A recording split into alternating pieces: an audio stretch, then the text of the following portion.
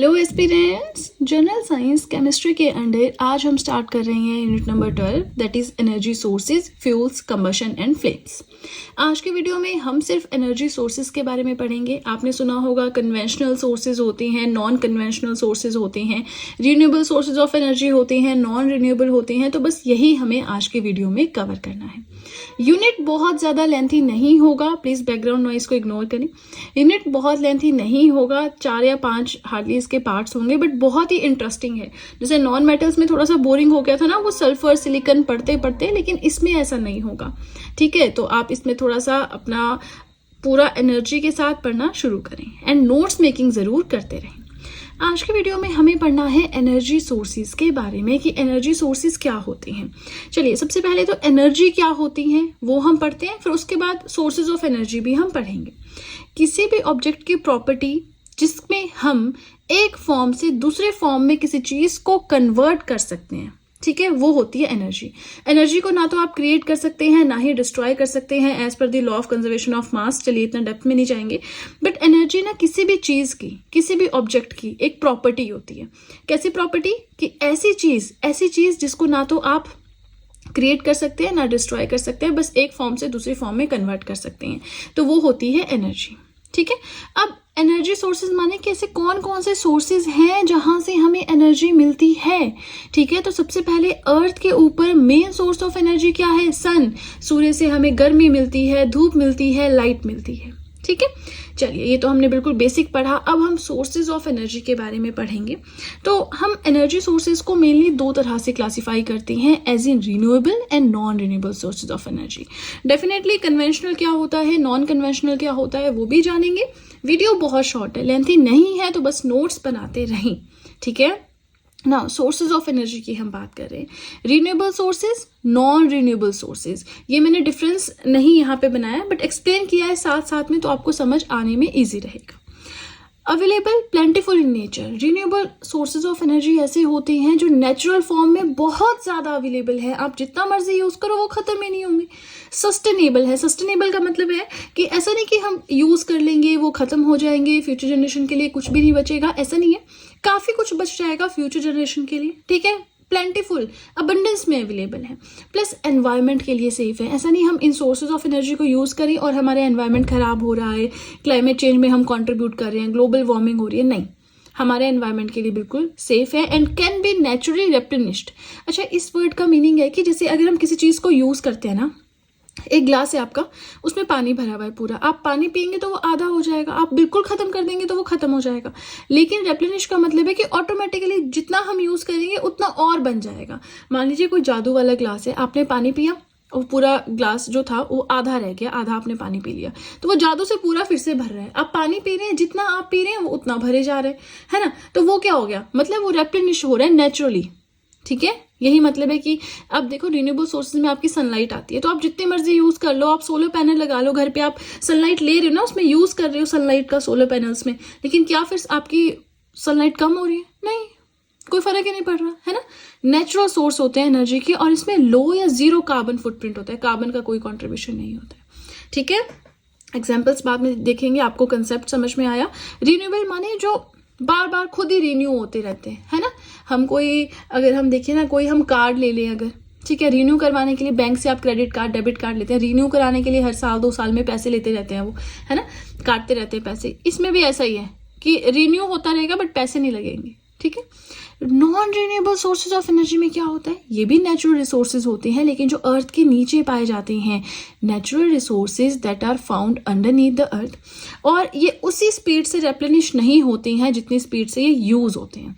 जैसे कि कोयला है, पेट्रोलियम है, हम बहुत ज़्यादा यूज़ कर रहे हैं, वो बन तो रहे हैं धरती के नीचे खुद से और ज़्यादा, लेकिन वो उसी स्पीड से नहीं बन रहे हैं जिस स्पीड से हम यूज़ कर रहे हैं।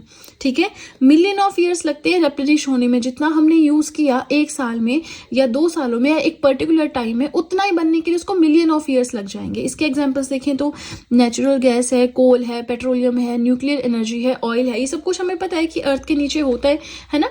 लेकिन अगर हम इन्हें यूज़ कर रहे हैं तो फिर से बनने में इनको बहुत टाइम लगेगा। ठीक है, प्लस एनवायरमेंटल पॉल्यूशन, एनवायरमेंट के लिए पॉल्यूशन बहुत, धुआं, गैसेस, एशेज सब कुछ क्रिएट करते हैं, प्लस ह्यूमन एक्टिविटी से बहुत फर्क पड़ता है इनको। यहाँ पे देखो आप, सोलर एनर्जी है, विंड एनर्जी है, बायो एनर्जी जो कि ऑर्गेनिक मैटर से बनती है, ओशन एनर्जी है, हाइड्रो पावर, हाइड्रो एनर्जी है जो कि फ्लोइंग वाटर से बनती है। तो इस सब पे कोई फर्क ही नहीं पड़ता, है ना। यहाँ पे अगर हम देखें आगे चल के, तो जो ये सोलर एनर्जी है ये most abundant form of energy है ऑन अर्थ। प्लस ये जो हमारी सोलर एनर्जी है ना, ये आपका रिन्यूएबल सोर्स ऑफ एनर्जी है, ठीक है। Not affected by human activities. आप जितना मर्जी पानी से आप बिजली बना लो, है ना, जितनी मर्जी आप हवाएं चलती हैं, टर्बाइंस लगी होती है, विंड एनर्जी यूज कर लो, आप जितने मर्जी घर पे, पूरे इंडिया में अगर हर एक घर पे सोलर पैनल्स लग जाएं, क्या उससे सूर्य की लाइट को कोई फर्क पड़ेगा? नहीं पड़ेगा ना, राइट। सो ह्यूमन एक्टिविटीज से इनको कोई फर्क नहीं पड़ता है, यहाँ पे ह्यूमन एक्टिविटीज से फर्क पड़ता है। अब देखिए, जो रिन्यूएबल सोर्सेज ऑफ एनर्जी होते हैं उन्हें हम non conventional sources of energy भी कहते हैं, और जो हमारे non renewable sources of energy होते हैं इन्हें हम कन्वेंशनल सोर्सेज ऑफ एनर्जी कहते हैं। नॉन वाले को कन्वेंशनल और रिन्यूएबल को नॉन, मतलब नॉन वाले को नॉन नहीं बोलते हैं, ये आपने ध्यान रखना है, ठीक है। चलिए अभी हम इन डिटेल देखते हैं थोड़ा सा नॉन कन्वेंशनल, कन्वेंशनल को नेक्स्ट पेज पे। बट आई नो बैकग्राउंड में थोड़ी सी आवाज चल रही है, अब यहाँ पे या तो कंस्ट्रक्शन हो रही होती है या फिर इस तरह की आवाजें चल रही होती हैं। अब मैं कितना ही अवॉइड करूँ वीडियो बनाना, है ना, तो वीडियो तो मुझे रिकॉर्ड करना ही है।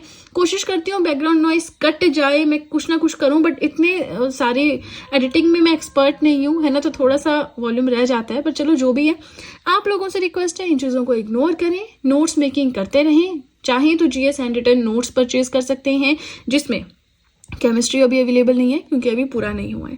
इसके अलावा history, polity, geography, economics, current affairs, art and culture, biology, ये सारी पीडीएफ्स आप परचेज कर सकते हैं। परचेज लिंक मैंने डिस्क्रिप्शन बॉक्स में दे रखा है। आप सब चाहें तो मुझे इंस्टाग्राम पे फॉलो कर सकते हैं, आप सब चाहें तो मुझे टेलीग्राम अकाउंट पे ज्वाइन कर सकते हैं। इन चीज़ों का लिंक भी मैंने डिस्क्रिप्शन बॉक्स में दे रखा है, राइट। चलिए तो अब सीधे चलते हैं अपने नेक्स्ट, या बोल लो अपने लास्ट पेज की ओर। नेक्स्ट आता है that good sources of energy should have the following qualities. जो अच्छे सोर्सेज होते हैं एनर्जी में, उनके कुछ पर्टिकुलर क्वालिटीज होनी चाहिए, जैसे इकोनॉमिकल हों, सस्ते हों, पॉल्यूशन कम करते हो, हर जगह पे अवेलेबल हो, ट्रांसपोर्टेशन एक जगह से दूसरी जगह ईजी हो, ताकि हर एक को उन एनर्जी सोर्सेज का फायदा हो, ठीक है। अब नेक्स्ट आता है कि conventional and non conventional sources of energy क्या होते हैं। तो ये चीज़ मैंने आपको पहले ही बता दी। जो नॉन कन्वेंशनल है मतलब renewable sources of energy, and conventional माने non renewable sources of energy, उल्टा है इसमें, ठीक है। अब इनकी जो फंक्शनिंग है वो बिल्कुल सेम है। अब जैसे जो आपके कन्वेंशनल सोर्सेज ऑफ एनर्जी होते हैं ये बहुत ज़्यादा एनवायरमेंटल पॉल्यूशन करते हैं, धुआं, एशेज, ये सब कुछ चीज़ें प्रोड्यूस करते हैं, स्मोक है, ऐश है ना, एंड बहुत एक्सपेंसिव होते हैं। इनको मेंटेन करना, इनकी स्टोरेज, इनको ट्रांसपोर्ट करना, ट्रांसमिशन, सब कुछ बहुत एक्सपेंसिव है, ठीक है। अगर हम दूसरी साइड पे बात करें non conventional sources of energy के, तो ये पॉल्यूशन फ्री होते हैं, जैसे सनलाइट है, विंड एनर्जी है, आपकी हाइड्रो पावर है ना, ये सारे बिल्कुल पॉल्यूशन फ्री है, कोई पॉल्यूशन नहीं करते, बहुत ही एक्सपेंसिव नहीं होते, बहुत सस्ते होते हैं, लोकली अवेलेबल होते हैं, बहुत ईजिली आप इन्हें मेंटेन कर सकते हो। नेक्स्ट आ जाते हैं एग्जाम्पल्स। तो भाई जब चीज़ सेम है, नॉन कन्वेंशनल जब रिन्यूएबल सोर्सेज ऑफ एनर्जी हैं, कन्वेंशनल जब non renewable sources of energy हैं, तो डेफिनेटली इनके एग्जाम्पल्स भी सेम ही होंगे, है ना। तो एग्जाम्पल्स में कन्वेंशनल में आ जाता है आपका कोयला है, नेचुरल गैस है, पेट्रोलियम है। अच्छा, कोल से याद आता है, हमने कोल की वैरायटीज भी पढ़ी थी, पीट, lignite, bituminous, anthracite. Anthracite best quality है, किसे हम ब्लैक गोल्ड कहते हैं, किसे हम ब्राउन कोल कहते हैं, किसे हम हार्ड कोल, सॉफ्ट कोल कहते हैं। ये सब कुछ भी मैं आपको पढ़ा चुकी हूँ, अगर आपको ध्यान होगा, है ना, तो ध्यान रखना है। चलिए, ये सारे एग्जाम्पल्स हो गए आपके कन्वेंशनल सोर्सेज ऑफ एनर्जी के। नेक्स्ट अगर हम देखें non conventional sources of energy के एग्जाम्पल्स, तो सोलर एनर्जी आती है, wind energy, biogas, hydro energy, ठीक है। चलिए, इसी के साथ हमारा आज का टॉपिक हो गया कंप्लीट। कोई भी डाउट हो कमेंट सेक्शन में पूछ सकते हैं। वीडियो पसंद आ रही हो लाइक जरूर कीजिएगा। इसी के साथ चैनल को जरूर सब्सक्राइब करें, बेल आइकन को प्रेस करें, सो दैट मैं जैसे ही कोई वीडियो अपलोड करूं सबसे पहले नोटिफिकेशन आपके पास पहुंचे। प्लस जो भी आपके फ्रेंड्स हैं जो भी गवर्नमेंट एग्जाम्स के लिए प्रिपेयर कर रहे हैं उनके साथ भी मेरे चैनल का लिंक जरूर शेयर करें, सो दैट इन हैंड रिटन नोट्स का उन्हें भी कुछ फायदा हो सके। तो चलिए फ्रेंड्स, आज के लिए इतना ही। अब हम मिलेंगे नेक्स्ट वीडियो में। So that's it and see you soon.